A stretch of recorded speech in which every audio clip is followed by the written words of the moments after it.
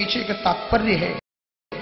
आइए पहले उन कथाओं का संक्षिप्त में वर्णन कर लेते हैं, तब आप देखेंगे कि भगवान ने धर्म किया कि अधर्म।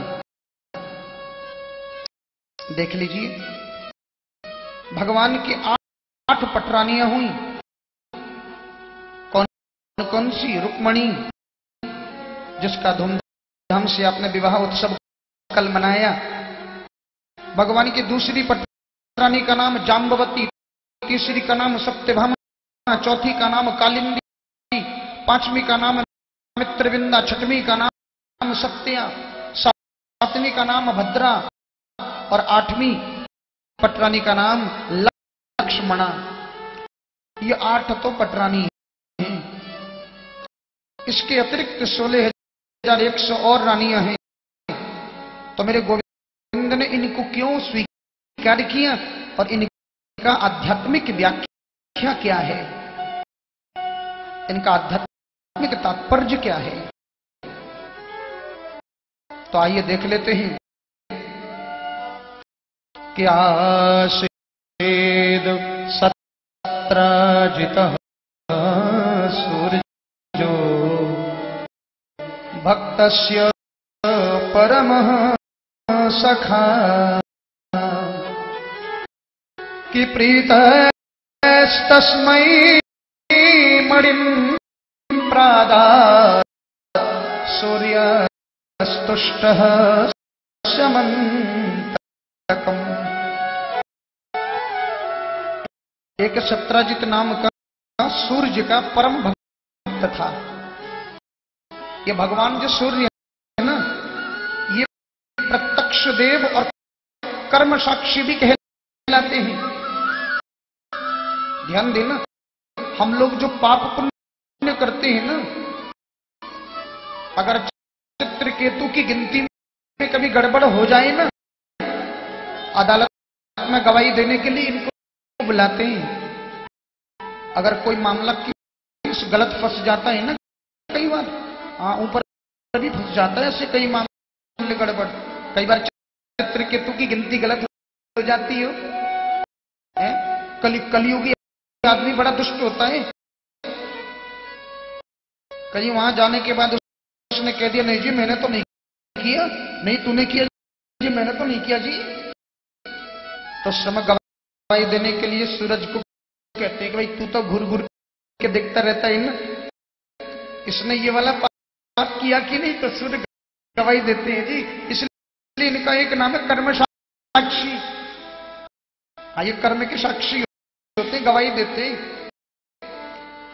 और ये प्रत्यक्ष देव भी हैं। ये तेज और बुद्धि के प्रदाता भी हैं। इस धरती पर सबसे बुद्धिमान पुरुष कौन है जानते हैं? इस धरती पे सबसे बुद्धिमान पुरुष के गुरुजी रहे हैं। इन्होंने ट्यूशन पढ़ाया था एक दिन। बोलो जय श्री कृष्ण। कोचिंग कहना चाहिए, कोचिंग ली थी। सूर्य भगवान गुरुजी हैं। किनके? इनके। धरती में ये सबसे ज्यादा बुद्धिमान है, ऐसा श्लोक में वर्णन है। मनोजवम मारुततुल्य वेगम जितेन्द्रियम बुद्धि मताम वरिष्ठम। बुद्धिमानों में भी सबसे वरिष्ठ है ये हनुमान जी महाराज। और इनको ट्यूशन पढ़ने के लिए इन्हीं के पास भेजा था। सूर्य नारायण इनके गुरु हैं। ऐसे सूर्य को यदि हम जल अर्पण करते हैं, इसलिए मैं विद्यार्थियों को बार बार कहता हूं, जो स्कूल और कॉलेज के विद्यार्थी हैं उनको बार बार कहता हूं कि सवेरे उठकर सूर्य को 1 लोटा जल चढ़ाओ। ओम सूर्याय नमः, ओम आदित्याय नमः, ओम भास्कराय नमः। और माता सरस्वती के बीज मंत्र का जाप करो। 5 मिनट ध्यान करो तो सूर्य का तेज और हनुमंत लाल का विवेक और बुद्धि, ये सब कुछ आपको प्राप्त हो सकता है। देखो केवल डिग्री लेना जरूरी नहीं है, डिग्री तो मिलती ही है, पर अविद्या की डिग्री मिलती है, विद्या की डिग्री नहीं। हम लोग जो ये पेट भरने की विद्या का सर्टिफिकेट लेते हैं ना, इसको अविद्या कहते हैं। असली विद्या तो भगवान देते हैं। संसार में फंसने की जो विद्या है उसको अविद्या कहते हैं, और जो विद्या हमको मुक्त कर दे उसको विद्या कहते हैं। विद्या या सा विमुक्त, विद्या की परिभाषा है, विद्या वह है जो हमको मुक्त कर दे, संसार में उलझा दे, वो विद्या थोड़ी है, वो तो अविद्या है। वो तो पेट भरने के लिए, तो पेट भरने के लिए इतना कष्ट करने की क्या जरूरत है? समाज की सेवा करने के लिए करें तब तो बात है। आजकल के बच्चे डॉक्टरी पढ़ाई करते हैं, इतनी कठिन कोर्स करके, इतना मेहनत करके, 8-10 साल की पढ़ाई करके तब ऑपरेशन करना सीखते हैं। तो लेकिन अफसोस की बात, समाज सेवा तो दूर, वो केवल पैसा हड़पने के लिए पढ़ते हैं। अरे तो पैसा हड़पने के लिए पढ़ने की क्या जरूरत है? पैसा हड़पने का काम तो गली का कुत्ता कर लेता है। बोलो जय श्री कृष्ण। उसके लिए इतना पसीना बहाने की क्या जरूरत है? समाज की सेवा करता तो भगवान भी प्रसन्न हो जाए। किसी मुर्दे को जिंदा कर दे, गांव में जाकर किसी गरीब लोगों की सेवा भी करे। ऐसे यदि हम हमारे भारत के बच्चे शिक्षा लें तो वास्तविक विद्या तो वो है। ऐसे लोग मुक्त हो जाते हैं।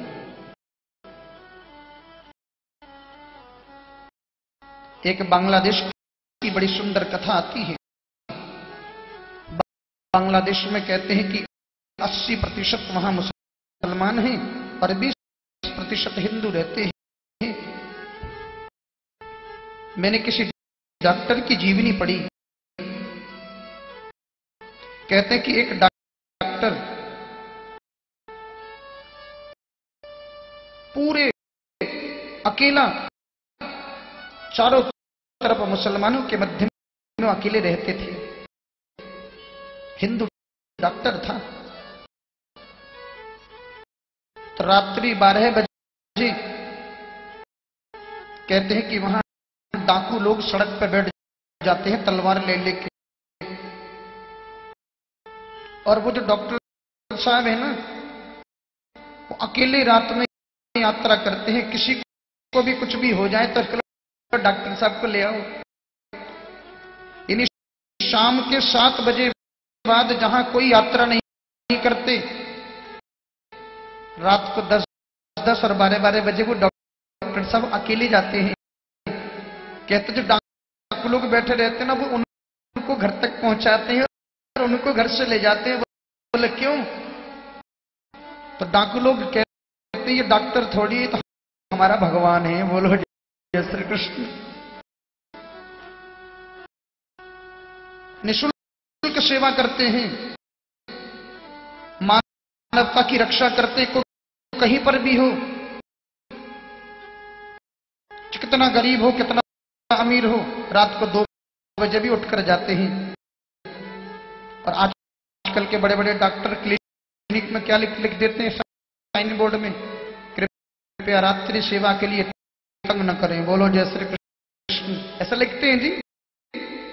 तो डॉक्टर है कि खून पीने वाला है? अरे असली से डॉक्टर तो वही है जो सेवा करे। रात को 12 बजे हार्ट अटैक होगा तो तुझे नहीं बुलाएगा तो किसको बुलाएगा? तो कहने का तात्पर्य यही है, ऐसी विद्या जो समाज की सेवा करना सिखाए, ऐसी विद्या जो मानवता की सेवा करना सिखाए, उसे हम विद्या कहते हैं। और जो मानवता की सेवा, दूसरों की सेवा करना न सिखाए, केवल पैसा हड़पना सिखाए, उसको अविद्या कहते हैं। पशु की संस्कृति है वो।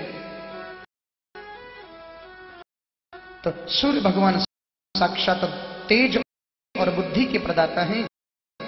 तो सत्राजित नाम का राजा ये जो सूर्य की आराधना करता था, सूर्य नारायण ने उनको प्रसन्न होकर एक मणि प्रदान करी। उस मणि का नाम है स्यमंतक मणि। इस मणि में एक विचित्रता क्या है कि प्रतिदिन 8 भार सोना देता था